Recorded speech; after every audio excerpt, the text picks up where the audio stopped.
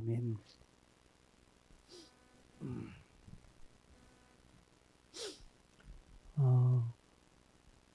믿음은 이성과 상식을 뛰어넘습니다.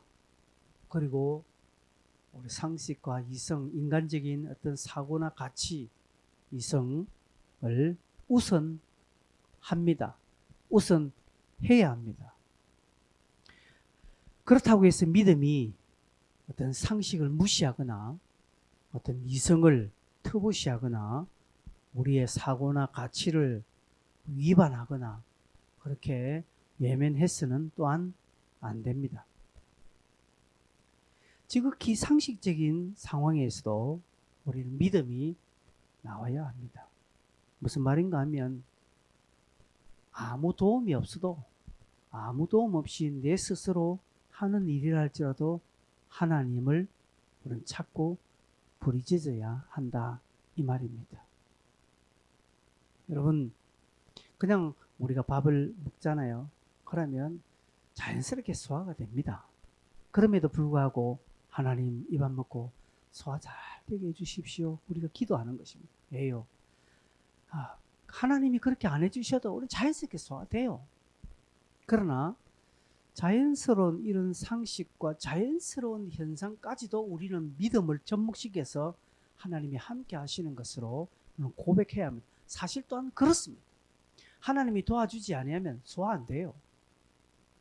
그죠? 하나님이 우리의 장기 하나를 딱 만져버리면 소화도 먹는 것도 배설하는 것도 안 된다는 사실을 우리는 압니다. 그럼에도 불구하고 우리는 이 모든 것들을 아주 자연적인 현상으로 우리가 생각하는 경우는 너무나 이 하나님의 은혜가 일반적으로 주어졌기 때문에 그렇습니다. 그래서 우리가 그런 부분에도 항상 믿음을 날마다 앞세워야 된다는 것이죠. 그게 신앙이고 그게 우리의 생활이 되어야 합니다. 이것을 신앙생활이라고 합니다. 여러분 또한 상식이라고 해서 믿음을 터부시 하는 것 좋지 않습니다. 여러분 몸이 아프면 어디 가야 됩니까? 병원 가는 것이죠. 병원 가서 처방을 받고 주사 맞고 약 먹으면 낫습니다. 그죠? 그래서 우리가 빨리 초기 진료하는 것이 중요하지요. 그렇다고 해서 기도는 그 다음에 하거나 뭐 교회 가서 기도한다고 병이 낫나? 이렇게 하면 안 된다는 것이죠. 우리 성도는 믿음과 상식, 믿음과 이성, 믿음과 우리의 사고를 항상 같이 존중하고 조화롭게 여기고 또한 이것을 서로 존중히 여기는 마음이 필요합니다. 그러면서 더더욱 믿음을 우선시하는 것은 대단한 것이죠. 누가복음 14장에 31절 32절에 예수님께서 이런 표현을 하였습니다. 어떤 임금이 전쟁을 하러 갈 때에 우리는 1만 명이고 적군은 2만 명이라고 할 때에 이 적장들이 이 임금들이 싸움에 이 장군들이 생각을 하지 않겠습니까? 우리는 1만 명이고 적군 2만 명이니까 이건 안 되겠다. 그래서 32절에 이렇게 말합니다. 만일 못할 터이면 그가 아직 멀리 있을 때 사신을 보내어 하친을 청할지니라고 말합니다. 우리가 너무 불리하구나 할 때는 빨리 사신을 보내서 화친을 맺고 어떤 다른 조치를 취해야 이 상식이라는 것이죠. 상식적인 계산을 하는 것이 맞지 아니하느냐 이 말을 지금 예수님께서 말씀을 하십니다. 여기서 이것은 또한 반대입니다. 2만 명의 군사를 가진 사람이 적이 1만 명이라면 이거는 그냥 한꺼번에 우리가 할 수 있다라고 이렇게 생각하면 너무나 쉽습니다. 그렇다고 할 때에 이 2만 명의 군사를 가진 임금이 이거는 막 하나님의 도움이 없어도 된다고 생각하고 하나님 그냥 요번에 좀 쉬십시오. 우리끼리 할게요. 이게 안 된다는 것이죠. 1만 명의 군사를 가진 임금이 2만 명을 싸울 때는 불리하구나 하니까 빨리 상식적으로 해결하는 거. 그리고 2만 명의 군사를 가진 임금이 1만 명이라고 해서 가볍게 여기고 그냥 막 자기 이성대로 자기 상식대로 판단해서 하나님의 도움을 받지 않고 지 맘대로 한다. 다 안 된다는 것이죠. 우리가 불리하면 하나님께 믿음을 구하고 우리가 유리하면 상식적으로 이성적으로 하면 되지 않나 이렇게 하는 것은 곤란하다라는 것이죠. 우리가 조금 전에 성경을 읽었는데 사울이 그렇게 했습니다. 사울은 절 믿음을 드러내지 않고 이성적인 판단과 모든 것을 감당합니다. 믿음을 드러낼 쯤 그때는요, 자기가 불리할 때 믿음을 좀 드러낼까 합니다. 그런데 유리해지니까 싹 돌아서는 것입니다. 그죠? 오늘 그 모습을 우리는 봅니다. 그의 잘못된 판단. 그지? 상식적으로도 그렇게 하면 안 되는 건데, 그런 잘못된 판단 때문에 이스라엘에 큰 어려움이 일어납니다. 그래서 시작하기 전에 이미 실패를 경험했고요. 그런 난국에 그의 아들 요나단이 믿음을 드러내지요. 우리가 사무엘상 14장 6절에 앞절에 보면 요나단이 그렇게 말합니다. 이제 여호와의 구원은 사람이 많고 적음에 달리지 아니었다라고 말합니다. 사울은요, 이미 블레셋이 엄청나게 나오고 하니까 이미 겁을 먹었습니다. 그리고 이스라엘 군사들도 다 도망갔습니다. 싹 다 도망갔습니다. 없습니다. 이미 믿음은 없고요. 막 인간적으로 생각해보니까 이게 안 되겠다 싶어서 다 겁먹고 도망갔습니다. 그런 가운데 요나단은 뭐라고 합니까? 믿음을 드러내지 않습니까? 여호와의 구원은 사람이 많고 적음에 달리지 않다. 전쟁은 하나님께 속해 있지 우리의 어떤 국방력, 우리의 어떤 무기에 달려 있지 않다라는 것을 그 옛날 요나단은 고백했습니다. 이 요나단의 그런 믿음의 고백과 그런 또 싸움으로 상황은 저 밑에부터 지금 이스라엘이 유리하게 전개되고 있습니다. 상황이 이스라엘이 유리하게 전개되고 있다라는 것을 아직 모를 때쯤에 사울은 뭐라고 하는가 하면, 여러분 사울 우리 18절에 다시 한번 보십시오. 18절에 이렇게 말합니다. 사울이 아히야에게, 이 사람이 제사장인데 아히야에게 이르되 하나님의 궤를 이리로 가져오라고 말합니다. 그때 이 하나님의 궤가 이스라엘 자손과 함께 있음이니라. 여기에 지금 18절에 하나님의 궤라는 것은 법궤라고도 하지만 70인역 번역에 보면 이것을 궤로 표현하지 않고 우림과 둠밈으로 해석하고 있습니다. 여러분, 우림과 둠밈이 뭔가 아십니까? 이스라엘 백성이 제사장들이 하나님의 뜻을 물을 때 가지는 물건입니다. 그죠? 왜 우림과 둠밈이라고 하는 해석이 맞는가 하면, 여러분 19절 끝에 보면 뭐라고 합니까? 사울이 제사장이 이르되 네 손을 거두라고 말하거든요. 이게 뭡니까? 네 손을 거두라는 것은 지금 제사장이 우림과 둠밈으로 하나님의 뜻을 지금 찾으려고 그 에봇 안에 있는 그 에봇의 옷을 입고 우림과 둠밈 그 보자기에서 그것을 하나님 뜻을 칠 때, 그때 하나님 뜻을 물을 때 손을 거두라 빼라는 것이 필요 없다 이 말입니다. 사울이 불리할 때는 나름대로 믿음의 선택을 합니다. 빨리 제사장을 부르고요. 그리고 하나님 뜻을 묻도록 합니다. 우림과 둠밈에 뜻을 물으려고 딱 하는데 보니까 저 바깥에 상황이 요나단 때문에 전세가 이스라엘이 유리해지거든요. 보니까 여기 보십시오.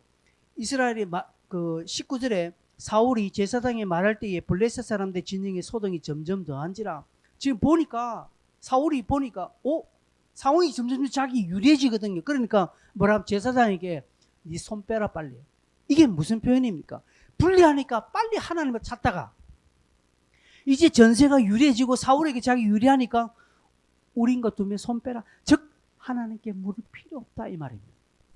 즉 하나님이 이제는 하나님이 안 도와주셔도 이 전쟁은 이기겠다라는 딱 판단이 서는 것입니다. 자신의 힘으로는 충분히 되겠다라는 자기 이성적인 판단이 딱 오니까요, 빼라는 것이죠.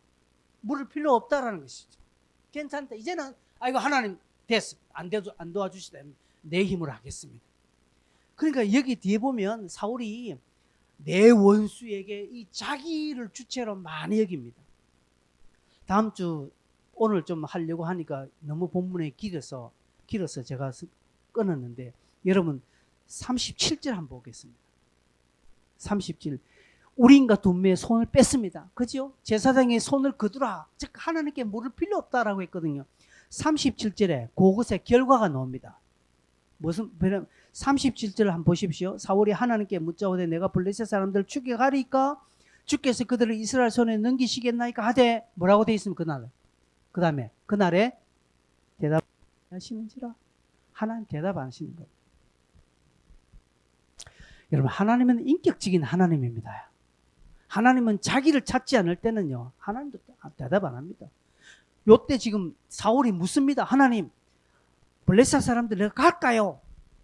저기 할까요? 말까요? 물으니까 하나님은 대답하지 않는다는 것이죠. 여러분 결과론적으로 과정적으로 볼 때 믿음은 상식 위에서 드러나야 합니다. 여러분 아무리 저거 내 손으로 딱 한 막 쉽게 하셔도 하나님 도와주십시오 라고 나와야 돼요. 이게 믿음의 고백이 나와야 되는 것입니다. 이 물 마시고 아무 일 없습니다. 그러나 하나님 이 물 마시고 이 물이 내 피를 맑게 하고 내 삶에 큰 능력이 되게 해주십시오 라고 이렇게 마셔야 된다는 그 상식적이고 아무것도 아닌 것이지만 그 위에 하나님의 도움을 구하는 믿음의 태도는요 너무 중요한 것입니다. 근데 그렇게 하지 않았다는 것이죠. 여러분 23절을 보겠습니다. 그런 상황이 있어요. 23절에 여호와께서 그날에 이스라엘을 구원하심으로 전쟁이 베다온을 지나니라 하고 되어 있습니다. 여호와께서 그날에 이스라엘을 구원하셨다라고 말합니다. 이것은 요나단의 활약입니다. 요나단의 활약으로 이스라엘이 지금 전쟁에서 이기게 된 것입니다. 이때 사울의 착각, 지가 잘해서 싸운 것으로 사울은 착각합니다. 여러분 우리 시대 꼭 이런 사람이 있습니다. 지가 잘해서 된 줄 압니다. 아니요. 누군가 모르게 옆에서 기도해 준 사람 때문에 이긴 것입니다. 저는 이번 100%입니다. 우리 교회를 위해서 기도해 주시는 주변들 많습니다. 여러분 그분 때문에 오늘 제가 있는 거고요. 그런 분들 때문에 오늘 여러분들이 있습니다. 여러분이 잘나서 지금 내 능력으로 이 자리에 앉아있다? 착각하지 마십시오. 여러분 사울은 이 자리에서 지가 잘나서 이스라엘 구원받은 줄 아는데 아니요. 요나단의 활약입니다. 그리고 여호와께서 그날에 이스라엘을 구원하셨 하나님께서 해주신 것입니다. 여러분 요나단이라는 한 사람의 믿음의 행동 그것이 위대한 결과를 가져왔고요. 상식적으로 되지 않았지만 믿음을 따라서 요나단은 행한 인물입니다. 그래서 여러분 믿음은 상식에 우선합니다. 그렇다고 믿음은 상식을 무시하는 거 아닙니다. 우선한다는 것이죠. 우리가 무엇을 쫓아야 하느냐는 것이죠. 그래서 이스라엘을 하나님께서 구원해 주셨고 24절에 그 다음 절에는 24절에 멍청한 사울이 또 다른 멍청한 판단을 하고 선택을 합니다. 전쟁이 유리하니까 백성들에게 금식을 선포해 버립니다. 사울이 백성에게 맹세시켜서 저녁권 내가 내 원수에게 자기 원수라고 하지 않습니까? 그죠? 내 원수에게 보복하는 때까지 아무 음식물이든지 먹는 사람은 저주를 받을지어다라고 합니다. 지 마음대로 말하는 것이죠. 여러분 이게 생각을 한번 해보십시오. 여러분 전쟁을 치르는 군사에게 밥을 주지 아니한다. 이거는 상식적으로 생각해도 이거는 병법에도 나오지 않습니다. 손자병법에도 없는 이야기입니다. 어느 군사작전을 치르는 지휘관이 전쟁을 치르는 자기 부하들에게 밥을 주지 않고 전쟁을 하라는 게 어디 있습니까? 없다는 일 아무리 상식적으로 생각해도 안 되는 일인데 여러분 보십시오. 믿음을 따르지 않는 사람은 결국은 그 상식도 엉망진창이 된다는 사실을 우리는 보아야 합니다. 내 원수에게 보수하는 데까지 뭐라면 자신의 공명시 나의 어떤 뜻이 드러나지 않을 때까지 않고서는 못 베기는 것입니다. 결국 자기 것이 드러나라는 이게 이제 소위 말해서 야심, 야망이라고 합니다. 신앙생활을 야망적으로 하는 사람이 있습니다. 그런 사람 쉽게 있습니다, 여러분. 우리 주변에 쉽게 찾아볼 수 있는 야망적으로 딱 자신의 공명심이 드러나지 않으면요. 이것은 이렇게 생각하는 사람은 그걸 믿음으로 생각합니다. 그걸 합리적이라고 생각합니다. 아니에요. 자기의 공명입니다. 공명심. 이 공명심이 드러내지 않으면 안 합니다. 자기는 그걸 합리적이라 생각하고 선한 것이라고 생각합니다. 착각합니다. 아니, 그렇지 않습니다. 여러분, 오늘 교회와 우리 사회는 이런 공명심을 가진 자가 아니라 음으로 양으로 보이지 않는 저 밑에서 그냥 묵묵히 헌신하는 자들 때문에 이 사회와 우리 교회 공동체는 이루어지지, 공명심으로 하는 자에게는 아무것도 없습니다. 이런 자들이 빛 좀 봅니다. 나중에 이런 자들이 인기는 좀 얻습니다. 그러나 하나님 나라에서는 이런 자들은 전혀 인정을 받지 못한다는 사실을 우리는 아셔야 합니다. 그러니까 어떻게 말합니까? 금식을 선포합니다. 누구든지 오늘 내 원수를 보복할 때까지 물 한 방울이라도 먹는 사람은 내 아들이라도 죽을 것이다 라고 합니다. 여러분, 누가 생각납니까? 이런 잘못된 서원하는 사람. 사사기에 누가 있습니까? 입다지요.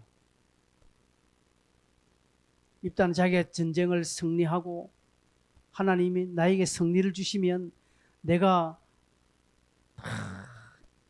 성전보를 울리고 고향으로 돌아갈 때는 제일 먼저 나를 맞이하는, 그게 사람이든지 동물인지 간에 맞이하는 것은 하나님께 제물로 드리겠다고 했는데 웬걸 자기 딸이 제일 먼저 나오는 거예요.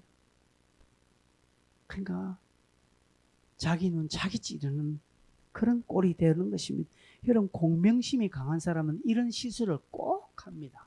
결국 다윗이 나중에 자기 아들이 그렇게 됐다는 것을 나중에 발견하게 되는 것이죠. 이때 요나단은 벌꿀을 조금 찍어 먹고 눈이 밝아지지요. 여러분, 우리는 상식도 중요합니다. 상식. 그죠? 먹어야 삽니다. 그죠? 아무리 하나님이 도와주신다 하더라도 내가 안 먹고는 힘 못 쓰는 것입니다. 하나님은 그것을 인정해 주십니다. 하나님은 우리의 상식, 우리의 입장, 우리의 형편, 환경을 인정해 주십니다. 하나님은 그 사람을 하나님의 판단에 의해서 인정해 주십니다. 여러분, 똑같지 않습니다. 10명이면 10명 다 똑같이 하나님 보시지 않습니다. 하나님은 각자에 맞게끔 각자에게 100%, 각자에게 100%를 말씀하시고 요구하시는 것입니다.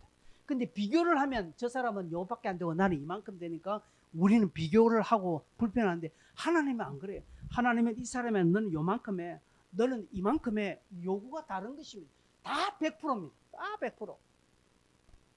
하나님은 그 사람을 너무나 잘 알기 때문에 그렇다는 것이죠. 요나단은 이런 하나님을 믿었습니다. 그래서 벌꿀을 찍어 먹었죠. 그러니까요, 눈이 밝아지는 것입니다. 그래 뭐랍니까? 요나단이 30절에 보면 우리 아버지가 참 이런 실수를 안 했으면 됐을 건데 내가 오늘 벌꿀을 조금만 맛보고도 내 눈이 이렇게 밝아졌는데 하물며 우리 백성들이 그 탈취한 것을 먹었더라면 힘을 얻어서 이 전쟁에 완벽하게 이기지 않겠느냐라고 그렇게 지금 30절에 고백하고 있다라는 것이죠.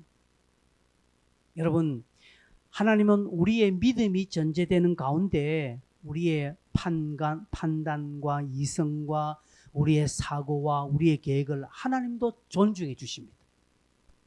하나님께서 우리의 마음에 믿음이 딱 전제된 그 위에 우리의 생각이 올라가는 때는 하나님이 인정해 주십니다. 오케이, 네 그대로 해라. 네 원하는 대로 해라고 말하는 것입니다. 근데 믿음이 전제되지 않고 막 하는 것은 공명심으로 가는 겁니다. 그래 놓고 하나님께 기도합니다. 하나님은 듣지 않습니다. 왜? 자기가 중심되어 있기 때문에 그렇다는 것이죠. 사울의 잘못된 판단 보십시오. 그 결국 믿음이 전제되지 않으면 아무리 자기가 이성적인 판단해도 상식을 가진다 하더라도 실수하게 되어 있습니다. 때를 읽지 못합니다. 이게 먹어야 될 때인지 금식해야 될 때인지 사울은 모르고 금식을 선포해 버립니다. 예수님에게 요한의 제자들이 와서 금식에 관한 질문을 할 때 예수님은 이렇게 말씀했습니다. 신랑과 함께 있을 때 어떻게 금식할 수 있겠느냐? 훗날 신랑을 빼앗길 때 그때는 너희들이 금식할 것이다 라고 말합니다. 여러분, 금식할 때가 있고 먹고 배부를 때가 있습니다. 이것은 지극히 상식적인 것입니다. 그렇죠? 그런데 사울은 이렇게 생각하지 못하는 것입니다. 그래 놓고 사울이 무슨 말하고 있습니까? 여러분 33절에 보면 이제 31절에 믹마에서부터 블레셋 사람을 치고 막 그들이 많이 피곤하니까 백성이 탈취한 물건을 막 잡아 먹거든요. 그래서 33절에 사울이 뭐라고 말합니까? 백성이 고기를 피째 먹어 여호와께 범죄하였나이다. 사울이 이르되 너희가 믿음 없이 행하였도다 라고 말. 이제 이렇게 대놓고 지가 믿음을 이야기하고 있는 것입니다. 여러분, 아까 이야기했던 공명심이 강한 사람, 이런 사람들은요, 남들도 판단 잘합니다. 성경적으로 판단 잘합니다. 똑똑합니다. 이런 사람들. 왜요? 자기를 알기 때문이지. 사울을 보십시오. 믿음이 없습니다. 이성적인 판단했습니다. 실수 연발합니다. 그래놓고 백성들의 실수는 잘합니다. 고기를 피채 먹는 것은 범죄하는 건 맞거든요. 너희들은 믿음이 없다라고 말합니다. 여러분, 공명심이 강한 사람은 남들의 믿음 없는 것도 잘 봅니다. 잘 비판합니다. 우리 20대 청년들, 30대 청년들이요, 얼마나 공명심이 강합니다. 그러니까 우리의 기성세대들이 하는 정치, 기성세대의 어떤 삶의 그런 패턴들을 많이 지적하면 꼰대라고 하면서, 늙었다라면서 많이 지적합니다. 왜요? 젊음의 공명심이 가득하기 때문이죠. 여러분, 그들이 말한 것이 틀린 것이 아니라 그 공명심에 하나님의 것을 채워야 돼요. 믿음을 채우면요, 말이 달라집니다. 그들이 똑같은 의견도요, 달라지게 나오는 것이다. 그러면서 35절에 보십시오. 35절에 끝에 사울이 여호와를 위하여 제단을 쌓았으니 이 제단은 무슨 제단이라고 합니까? 처음 쌓은 제단이에요. 여러분, 이거 중요한 표현입니다. 사울이 임금이 되고 지금 제법 세월이 갔어요. 그런데 제단을 처음, 예배를 처음 드렸다 이 말입니다. 여러분, 이 말은 물리적으로 처음 해당되겠지만 더 깊게 들어가면 신앙생활을 하지 않았다는 것이 그가는 뭐 했습니까? 그냥 종교적인 습관을. 이스라엘은 이미 유대교에 그 당시 여호와를 섬기는 그런 신앙의 토양대에 선 민족이지 않습니까? 그래서 어릴 때 자연스럽게 한 것이죠. 그럼 그걸 신앙생활이라고 할 수 없습니다. 그냥 그들의 문화예요. 근데 처음 쌓았다는, 비로소 그가 처음 신앙에 입문했다 이 말입니다. 아브라함이 이삭을 잡으려고 할 때 하나님이 나타나셔서 아브라함아 이제서야 네가 나를 믿는 줄 내가 알겠다. 그제야 아브라함이 하나님을 믿었다니까요. 그 전까지는 아브라함 믿지 않았습니까? 믿었습니다. 근데 그 믿음은 뭡니까? 아브라함 믿으면 하나님, 고무신, 집신, 잡신, 이신, 저신 다 온 잡신 가운데 하나님을 믿은 거예요. 그런데 창세기 15장에 딱 21장에 이삭의 사건이 생기고 난 뒤부터는 아브라함은 싹 놔버리고 하나님 한 분을 믿었다는 것이죠. 그 이야기를 하는 것이죠. 그때 이제서야 네가 나를 처음이란 하나님께서 물리진 숫자를 쓰는 것이지. 여기에 처음 쌓은 제단이었다는 것은 그동안에 뭐 앞에 사울이 제사 안 드렸습니까? 앞에 보면 우리가 제사 드린 거 있잖아요. 사무엘이 오기 전에 제사 드렸잖아요. 뭡니까? 이 물리적인 것보다는 이제 진짜 이제 바로 한번 해보려고 했다는 것이죠. 처음 했다는 것. 이것도 근데 가짜예요. 여러분, 본문의 내용까지 뭐 좀 차근차근하게 좀 말씀드릴 내용들이 좀 많지만 오늘 참 핵심적인 하나, 우리의 그냥 아주 쉬운 그냥 우리 삶의 소소한 이성적인 판단, 내 삶의 상식적인 수준도 믿음으로 해야 되겠구나 라는 생각을 여러분 가지죠. 그래서 성도들은 무엇이라든지 믿음의 생각을 해야 됩니다. 또한 반대로 우리의 상식은 어렵고 우리의 상황은 상식적으로 생각할 때 내가 불리해. 내가 10,000명밖에 안 되고 저기는 20,000명인데 이거는 계란으로 바위를 깨기네. 이건 안 되겠네. 그렇게 해서 우리가 물러나는 것이 아니라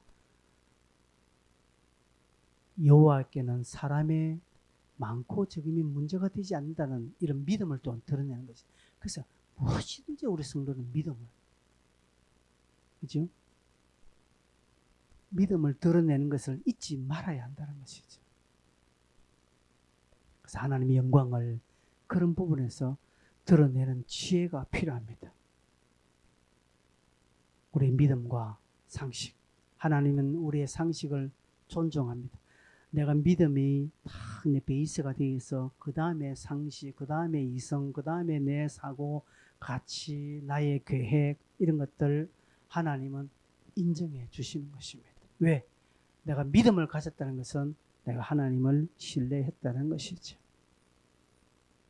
우리의 믿음과 상식의 조화, 또 상식을 존중하는 믿음, 또한 상식을 우선하는 이런 믿음을 드러내는 삶을 통해서 우리 신앙이 건강해지고 또 요나단으로 말미암아 이스라엘이 승리가 된 것처럼 우리의 삶에 이런 소소한 승리의 역사가 일어나기를 바랍니다. 같이 한번 기도하겠습니다.